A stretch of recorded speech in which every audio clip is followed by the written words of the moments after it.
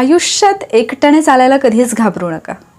कारण या जगात दोन ठिकाणं अशी आहेत जिथे माणसाला एकट्यालाच जावं लागतं आणि जिथे माणूस एकटाच जाऊ शकतो. पहिलं ठिकाण म्हणजे स्मशान आणि दुसरं ठिकाण म्हणजे सिंहासन. मग जर त्या सिंहासनावरती बसायचं असेल तर तो प्रवास एकट्यालाच करावा लागणार आहे. हॅलो वॉरियर्स, हे आहे वॉरियर ऑफिसर्स वर्ल्ड आणि या योद्ध्यांच्या जगात तुम्हा सर्वांचं खूप खूप स्वागत आहे. तर आजचा विषय असा आहे की आपण बऱ्याचदा एखादी गोष्ट करताना आपल्याला लोक म्हणत असतात की हे तुला जमणार नाही, किंवा त्या गोष्टीमध्ये किती अडथळे आहेत, त्या गोष्टीमध्ये किती रिस्क आहे आणि पुढे जाऊन कशा अडचणी येऊ शकतात आणि आपण कसे अपयशी होऊ शकतो हे आपल्याला दाखवून देणारे बरेच लोक असतात. आणि कुठेतरी आपली पावलं थबकतात. आपल्याला असं वाटतं की अरे खरंच माझ्याच्याने हे होईल का, कदाचित मला हे नाही जमणार, मी प्रयत्न करू की नको करू. आणि आपण प्रयत्न करण्याआधीच 2 पावलं मागे घेतो. खरं तर या निसर्गामध्ये बऱ्याच गोष्टी अशा आहेत ज्या तुम्हाला शिकवत असतात की तुम्ही कुठलीही गोष्ट करू शकता. अशक्य वाटणारी प्रत्येक गोष्ट घडू शकते, फक्त आपण डोळसपणे तिकडे पाहत नाही. तुम्हाला भुंगा माहिती असेल, तसं पाहायला गेलं तर भुंग्याचं शरीर हे फार जड असतं आणि त्याच्या शरीराच्या तुलनेत त्याचे पंख फारच छोटे असतात. शास्त्रज्ञांच्या मते भुंगा, त्याचे पंख, त्याचं एवढं मोठं शरीर, त्याचं वजन पेलू शकणार नाही आणि त्यामुळे भुंगा हा शास्त्रीयदृष्ट्या उडू शकत नाही. पण गंमत अशी की भुंग्याला हे माहितीच नसतं. तो वेगाने आपले पंख जे आहे ते फडफडत असतो आणि तो उडूसुद्धा शकतो. आपल्या जगामध्ये, आपल्या आयुष्यामध्ये, आपल्या जीवनामध्ये बऱ्याच गोष्टी अशा आहेत जिथे जेव्हा माणसाला माहिती नसतं की आपण हे करू शकत नाही, किंवा त्याला सांगणारं कोणी नसतं की तू हे करू शकत नाही, तेव्हा माणूस अशक्य वाटणाऱ्या गोष्टी करून दाखवतो.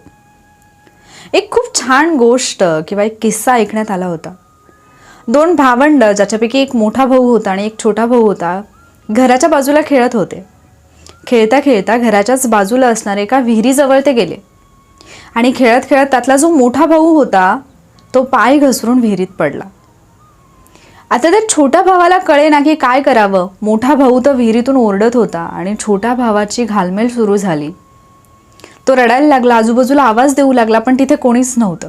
आणि शेवटी नाईलाज म्हणून त्या छोट्या भावाने मोठ्या भावाला वाचवायचं ठरवलं. जवळच असलेल्या एका झाडाची फांदी त्याने ओढून आणली आणि ती पाण्यात टाकून त्याने त्याच्या भावाला खेचून बाहेर काढलं. बाहेर आल्यानंतर तो मोठा भाऊ भीतीने थरथर थरथर कापत होता, पण त्याने छोट्या भावाला घट्ट मिठी मारली. ते जेव्हा घरामध्ये आले त्यावेळेला आजूबाजूचे लोक सुद्धा गोळा झाले. काय झालं, एवढा आरडाओरडा कशाचा आहे.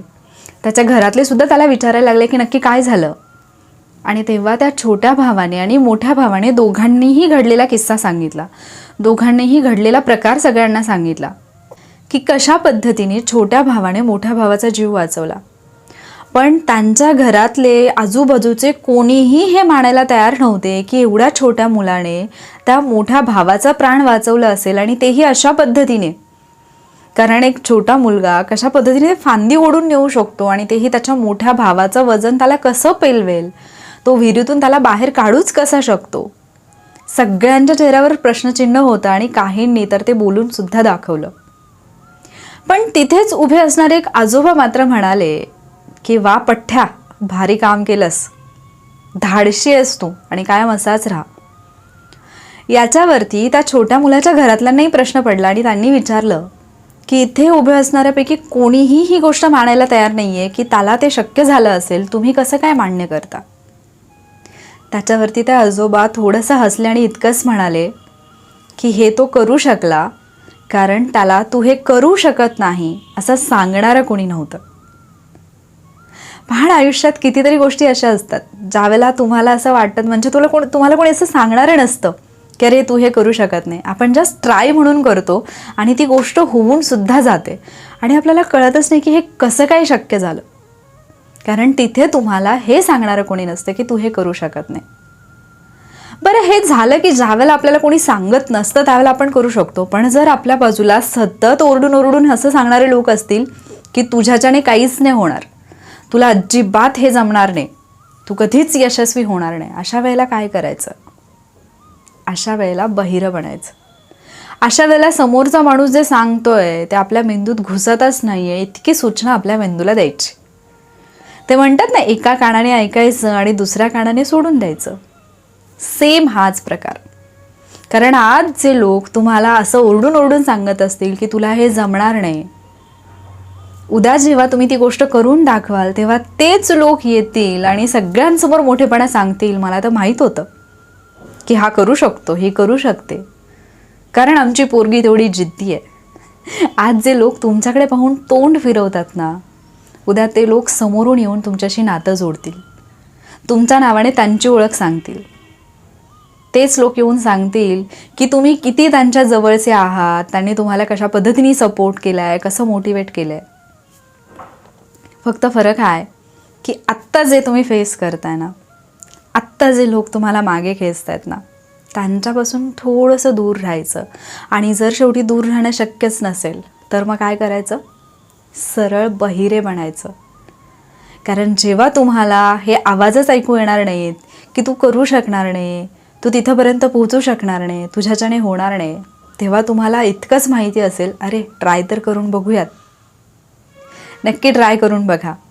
लाईफमध्ये रिस्क घेणं हे फार गरजेचं असतं. कारण आयुष्य एकच आहे, ते कधी संपून जाईल आपल्याला कळणार नाही. आणि मग ज्यावेळेला ते संपेल त्यावेळेला शेवटच्या क्षणी उगीचच एक पश्चाताप डोक्यात घेऊन जाण्यापेक्षा की मला हे करायचं होतं आणि मी ट्रायसुद्धा नाही केलं, त्याच्यापेक्षा हरलात तरी चालेल पण एक प्रयत्न करून नक्की पहा. आजचा हा विचार तुम्हाला कसा वाटला हे मला न विसरता कमेंटमध्ये सांगा. जर आवडला असेल तर व्हिडिओला लाईक आणि शेअरसुद्धा करा. आणि असेच व्हिडिओज पाहण्यासाठी चॅनलला नक्की सबस्क्राईब करा. लवकरच भेटूयात पुढच्या व्हिडिओमध्ये. थँक्यू.